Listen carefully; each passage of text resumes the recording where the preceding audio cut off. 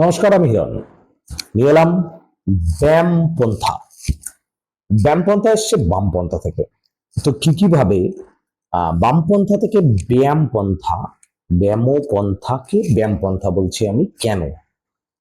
এটা শুরু ওই সেই 1800 থেকে 1900 দশকে এই ভাইরাসটার জন্ম হয়।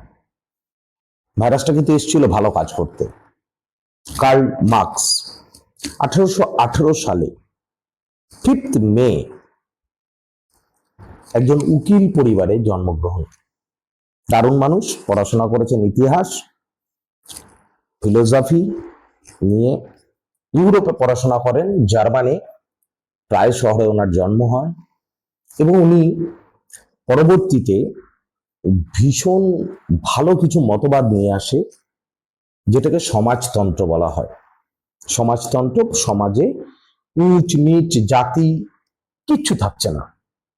খুব ভালো আইডিয়া। বড়লোক গরিব থাকছে না, ধর্ম থাকছে না, কোনো ধর্ম থাকছে না, একটাই ধর্ম, মানব ধর্ম। দুরন্ত আইডিয়া। এটাকে নিয়ে আমার কোনো সন্দেহ নেই, এই আইডিয়াটা আমি সম্মান করি। পরবর্তীতে এই বামপন্থা লেফটিস্টরা কি করে ক্ষমতা ধরে রাখার জন্য চরম রাইটিস্ট হয়েছে, ইতিহাস সাক্ষী আছে। এরা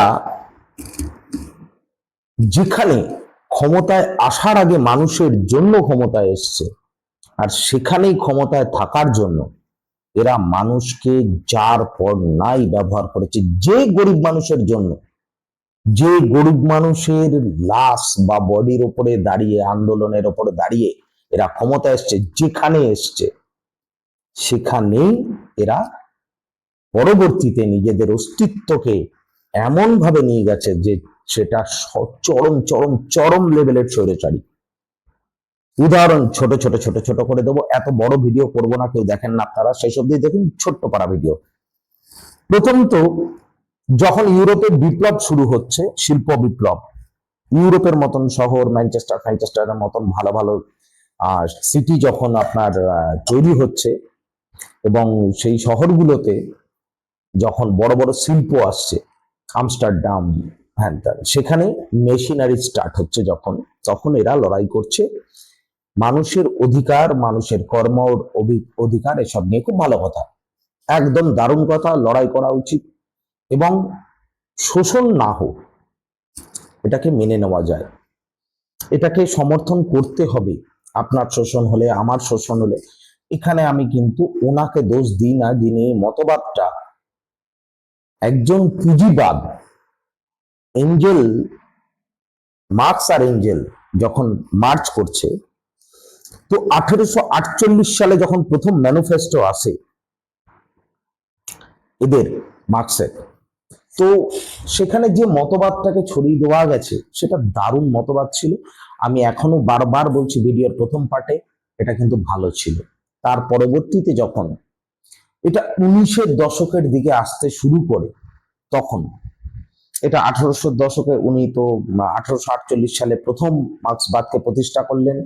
করার পরে যখন আমরা 1900 দশকে ঢুকছি, তখন 1917 সোভিয়েত ইউনিয়ন, আপনার সোভিয়েত ইউনিয়নে প্রথম এরা এলো ক্ষমতায়। এখানে এন্ট্রি হলো লেনিন, ভ্লাদিমির লেনিন। লেনিন তার মতন করে সাজিয়ে নিল মার্ক্সবাদটাকে।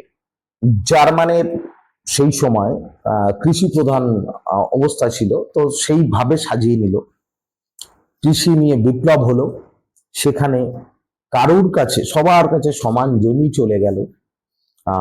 কেউ জমিদার প্রথাটা অবসান হলো। বেশ ভাল লাগছে শুনতে, এখনো না বলছি। যখনই স্ট্যালিন এলেন, স্ট্যালিন এসে দেখলেন এইভাবে একটা দেশের উন্নতি সম্ভব নয়, সে তার মতন করে সাজিয়ে নিল ক্যাপিটালাইজেশন উইথ কমিউনিকেশন। এই যে দুটো জিনিসকে এরা মেলবন্ধন করলে, এই মেলবন্ধনে এটাকে ইমপ্লিমেন্ট করতে গিয়ে চলল চরম স্বৈরচারিতা। আজকের জার্মান তখনকার সোভিয়েত ইউনিয়ন ভেঙে যাওয়ার পরে এখন এখন রাশিয়া। এই রাশিয়া এখন আজকের ডেটে কিন্তু ক্যাপিটালাইজেশনের সঙ্গেই চলছে, পুঁজিবাদ নিয়েই চলছে। মতবাদ ছিল সমাজতন্ত্র, এসে দাঁড়ালো পুঁজিবাদে। গণতন্ত্র আপনি তো জানেন ভালো করে, যেভাবে হোক আজকে কত বছর ধরে এককভাবে একটা সিট আটকে রেখে দিয়েছে রাশিয়ান প্রেসিডেন্ট ভ্লাদিমির পুতিন। এই রাশিয়ার পর এদের দেখা যায় আর একটা মতবাদ। মাও সে তুং চীনে 1949-এ রেভলিউশন নিয়ে এলো, কৃষি বিপ্লব। চাষিদের হাতে তার অধিকারের জন্য বন্দুক ধরিয়ে দিল। গণতন্ত্রের পূজারী, গণতন্ত্রের রাস্তা ভুলে গিয়ে হাতে বন্দুক নিয়ে নেমে পড়লো তার মতন করে। বদলাচ্ছে দেখুন কিরকম, বামপন্থা কিভাবে বদলায়, এটুকুই দেখায়। চীন আজকের ডেট পর্যন্ত কমিউনিস্ট। আর চীন সম্বন্ধে আপনার আইডিয়া আছে এটা কতটা ভয়ঙ্কর স্বৈরাচারী। পরবর্তীতে সাউথ কোরিয়া। কোরিয়ায় এটা একটা নতুন বামপন্থা। বাবা কমিউনিস্ট, আমি প্রেসিডেন্ট, আমার আমার ছেলে সে প্রেসিডেন্ট, সে এখানে নিয়ে চলে এলো গণতন্ত্রের মা বোন। হোচিমিন ভিয়েতনাম কি করছে, কি করেছে ভালো করে জানেন। আর যা যা স্বৈরাচারী উদাহরণ যদি চাই আপনাকে, দেখুন এত তো ডিটেলসে বলা সম্ভব না ছোট ভিডিওতে, আপনাকে দেখতে হবে, একটু গুগল করতে হবে। আজকের ডেটে চ্যাট জিটিপি আছে, একটু দেখুন। মাঝখানে গেছে কিউবা 1959-এ ফিদেল কাস্ত্রো এবং চে গুয়েভারা। আমার বামপন্থী থেকে কনভার্ট হওয়া ব্যামপন্থী গুলো বুকে দেখবেন চে গুয়েভারার ছবি দেওয়া থাকে, টি শার্ট।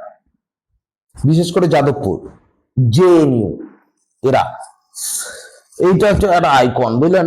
ওরা তো ফাঁকা ফ্ল্যাটে বোঝায় লেলিনটা, ঠিকভাবে বোঝায় না। এন্ড দেন সেখানে ফিদেল কাস্ত্রো কি করেছে কিউবাতে, ক্ষমতায় টিকে থাকার জন্য কোন লেভেলের স্বৈরাচারী হয়েছে, আমার থেকে ভালো গুগল জানে, উইকিপিডিয়া জানে। একটু ডকুমেন্টারি দেখুন। আর আমাদের এই ভারতবর্ষে, আমাদের এই বাংলায় যাদের আমি ছোট্ট করে মাকু বলি, তাদের জন্ম হচ্ছে ওই 1917-এ যখন বিপ্লব হচ্ছে রাশিয়ায়, তখন এদের জন্ম হচ্ছে। সেই জন্মকালীন সময় 1920 থেকে 1917 থেকে 25-এর মধ্যে, 1925 সালে এদের জন্ম হচ্ছে ভারতবর্ষে 26শে December. CPI, communist party of India, এই মালগুলোকে নিয়ে আমার সমস্যা। ভারতে গরিব প্রচুর, ভারতে ধর্ম, বর্ণ, জাতি প্রচুর, বিবিধ। এদেরকে সংগঠিত করতে হবে। এদের ছোট ছোট ছোট ছোট টুকগুলোকে আমাদের সঙ্গে নিয়ে আসতে হবে। সংখ্যালঘুগুলোকে আমাদের সঙ্গে মনোপলিতে নিয়ে আসতে হবে। এদেরকে অশিক্ষিত রাখতে হবে। গুরু গায়ে লাগতে পারে তোমার কথাগুলো, কিন্তু কথাটা ভীষণ সত্যি। এলো 1972 সাল। ওনারা তখন চালালেন কি জানেন? চারু মজুমদারের নেতৃত্বে, এটা নিয়ে আলাদা সেশন করতে হবে আমাকে, বলবো সেটা নিয়ে। সমরেশ মজুমদার যেরকম ভাবে লিখে গেছে।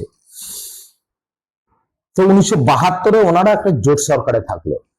1977 থেকে শুরু হলো জ্যোতিবাবুর আমল। হ্যাঁ, উনিও শুরুর দিকে প্রথম 1-2 বছর 2 বছর কাজ করেছে। তারপরে গিয়ে প্রথমে উনি ভাঙতে শুরু করলেন ক্যাপিটালাইজেশন, মানে পুঁজিবাদকে ভাঙতে ভাঙতে ভাঙতে ভাঙতে এমন করলেন, এই পুঁজিবাদ ভাঙতে গিয়ে এত এত এত ফ্যাক্টরি, এত কিছু তালা ভেঙে দিলেন, মেশিন ভেঙে দিলেন, কম্পিউটার ঢুকতে দিলেন না পশ্চিম বাংলায়। ইংরেজি শিক্ষায় আমাদেরকে অনেক দেরিতে শিক্ষিত করলেন, ক্লাস 8 থেকে। এবং নানা রকম কাজ কারবার আছে। ভোটের আগে রাজনীতি হতো ধর্মের নাম না নিয়ে, সেকুলারাইজেশনের আড়ালে সংখ্যালঘুদেরকে এক জায়গায় করে মনোপলি ভোট বানিয়ে রেখে দিলাম। আপনারা ভুলে গেছেন মমতা ব্যানার্জি 2011 সালের আগে যখন ক্যাম্পেনিং করছে তখন হাতে একটা কাগজ নিয়ে ঘুরে বেড়াতো। সেই কাগজটা হচ্ছে সাচার কমিটির রিপোর্ট। 34 বছর ধরে আপনারা সংখ্যালঘুকে যে লেভেলের নিচুতে রেখে দিয়েছেন, 34 বছর আপনারা রেকর্ড টাইম ছিলেন ক্ষমতায়, তাদেরকে আপনারা উন্নত করেন শিক্ষায়, যার জন্য তারা যাতে অন্ধভক্ত হয়ে থাকে আপনার দলের এই স্বৈরচারী শাসন। মানুষের ক্ষমতা ছিল না আপনাদের সামনে তো দূর, আপনাদের পেছনে কিছু বলার। কত বাড়িতে সাদা থান গেছে, জঙ্গল মহলে আপনারা নিজেদের রাজ্যে ক্ষমতায় 34 বছর আছেন, আর এই জঙ্গল মহলে আপনাদের নেতারা যেতে ভয় পেত। তার কারণ হচ্ছে চারু মজুমদারের মতন লোক, যার আন্দোলন দিয়ে তোমার নাম আমার নাম ভিয়েতনাম ভিয়েতনাম দিয়ে শুরু হয়েছিল। সেই আন্দোলনের উপর বেশ করে সশস্ত্র আন্দোলন, উগ্র আন্দোলন দিয়ে আপনারা ক্ষমতায় এসেছিলেন। সেই লোকটাকে পর্যন্ত আপনারা বঞ্চিত করেছেন। তাকে নোংরা রাজনীতি করে আপনারা সিপিআইএম হয়ে গেছেন। তো আপনাদের বামপন্থা থেকে ব্যামপন্থার প্রত্যেকটি ওষুধ নিয়ে আমি আসবো এই পেজে, রোজ আসবো। যা পোস্ট দেখবো, যেখানে যেমন দেখবো, যতটা সম্ভব আপনাদের ধুতি খুলবো আমার দ্বারা যতদূর হবে। তৈরি থাকুন আমার ব্যাম বন্ধুরা। আমি এই পন্থার একদম 63 করে ছাড়বো, 63, হ্যাঁ না? ওয়েলকাম টু বামপন্থা। এটা একটা কমেডিয়ান চ্যানেল। মমতা ব্যানার্জি তো আর নেই, তো বাংলায় আমার বন্ধু বান্ধবদের কাছে মিম খুব কম যাচ্ছে। আমি বলতাম ভোটের সময় যে আমাকে কুণাল ঘোষ আর সিপিএম বলিস না। এই দুটো মানে হচ্ছে যত খিস্তি বাংলায় দেওয়া যায়, ছড়া সমেত, ছড়া ছড়া খিস্তি হয় বাংলায়, জানেন তো, সেই সমাহার। তো দ্যাটস, আজকে থেকে মিম চলবে, রাগ করবেন না প্লিজ। শুরু হবে ধুতি খোলা ব্যাম পন্থা।